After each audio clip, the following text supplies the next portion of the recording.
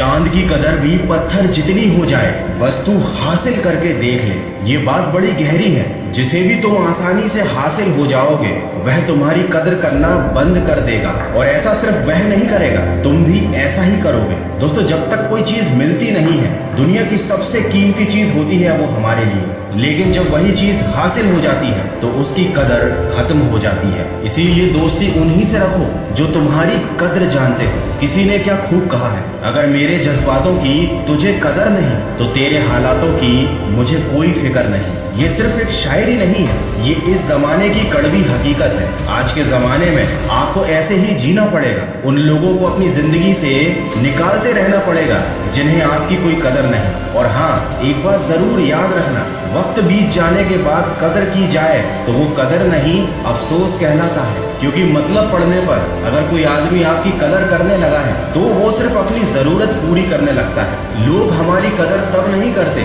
जब हम अकेले हों, तब करते हैं जब वो अकेले होते हैं। दोस्तों, आज के जमाने में कदर वही करता है जिसको जरूरत होती है। बिना जरूरत के तो कोई याद भी नहीं करता।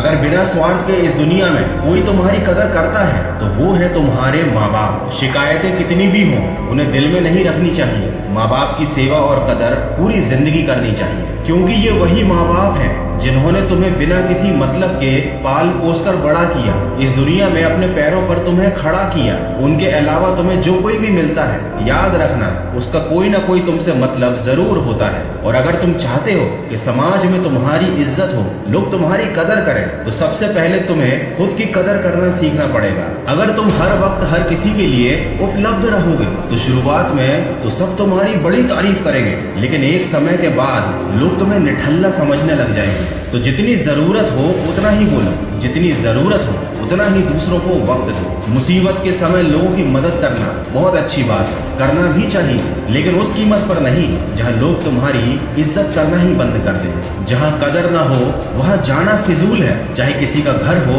या किसी का दिल।